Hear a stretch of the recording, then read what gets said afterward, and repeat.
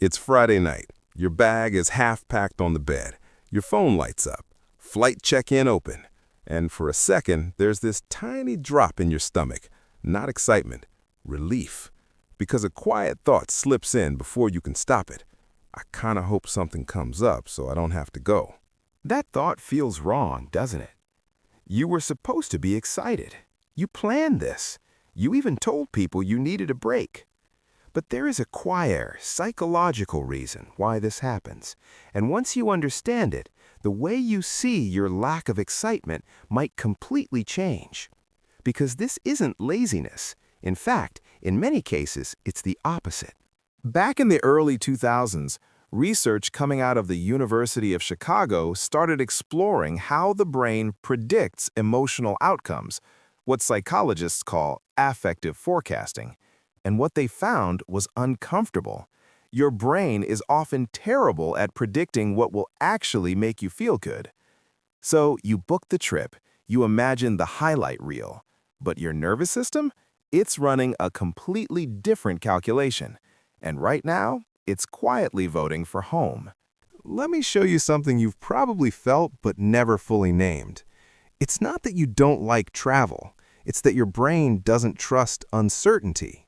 Staying in is predictable. You know what your evening looks like. You know how your body will feel. You know where everything is.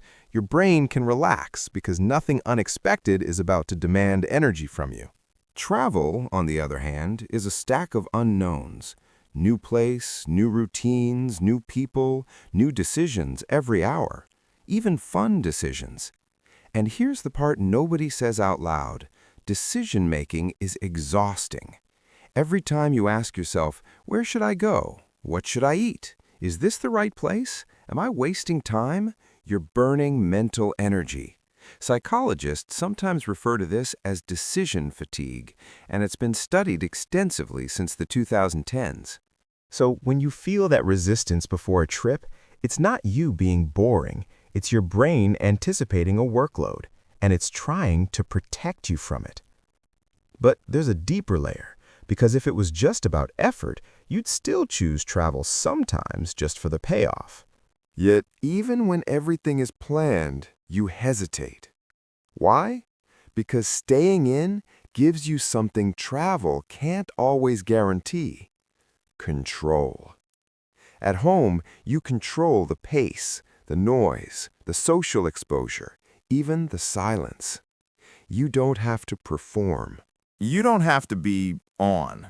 You can exist without explaining yourself. Now, contrast that with travel. Even when you're alone, there's this subtle pressure. Make it worth it.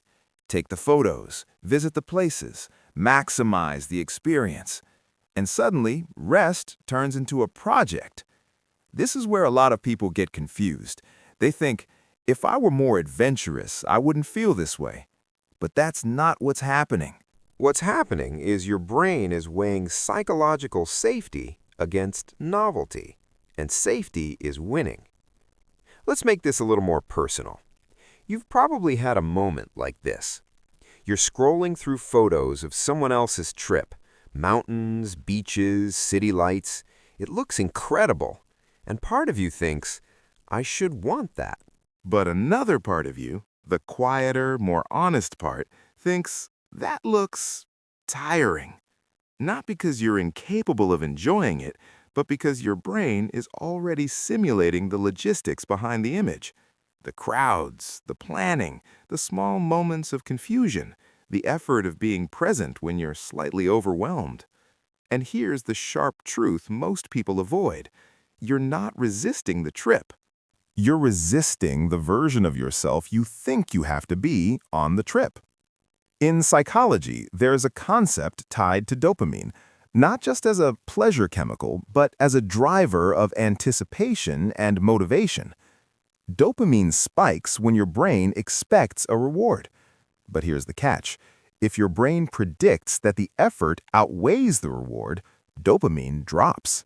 So instead of feeling excited before travel, you feel flat or even avoidant. Meanwhile, staying home offers something quietly powerful, reliable reward. Your favorite show, your bed, your routine, Low effort, consistent payoff. Your brain loves that. And it's not shallow for preferring it. It's efficient. But there's another layer we need to talk about, one that's a little uncomfortable. Because your preference for staying in doesn't just affect you, it shapes how people see you. Maybe friends stop inviting you on trips because you usually say no. Maybe you feel slightly misunderstood, like people think you're closed off or uninterested or afraid. And over time, something subtle happens. The less you go, the more not going becomes part of your identity.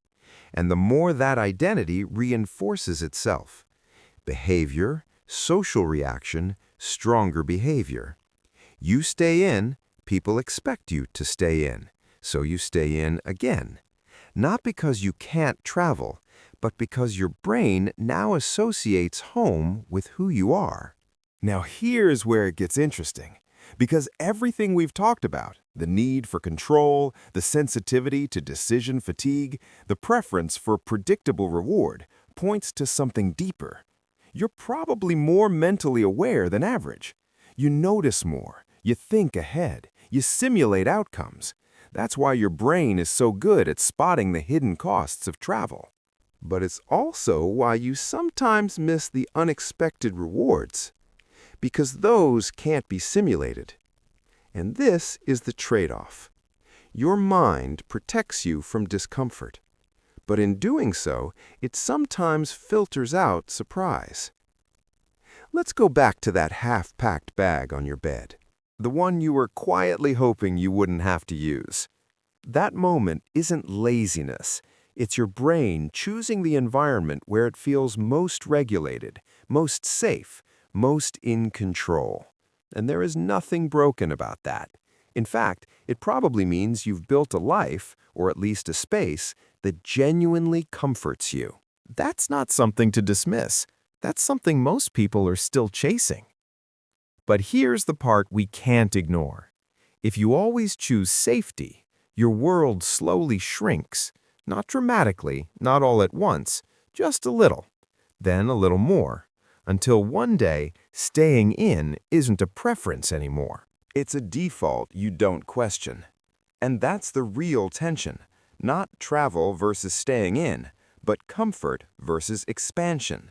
So the real question isn't, why don't I want to travel? The real question is, what does my brain think it's protecting me from? And once you see that clearly, something shifts. Because now you're not judging yourself. You're understanding yourself. And that changes how you move. Maybe you still choose to stay in sometimes, but now it's a choice, not a quiet avoidance. And when you do decide to go somewhere, You're not trying to become a different person. You're just letting yourself experience something your brain couldn't fully predict. That bag on your bed? It was never really about the trip. It was about the part of you that craves comfort and the part of you that's curious about what exists outside it. And if this feeling hit a little too close to home, if you've ever found yourself canceling plans you were supposed to enjoy, then there's another piece of your psychology you'll work to understand. It's the reason you sometimes pull back from things you actually want. And once you see it, a lot of your patterns start to make sense. So if you want to understand your own wiring a little better, I'd watch the next video on why you self-sabotage things you care about, because it connects more deeply to this than you might expect.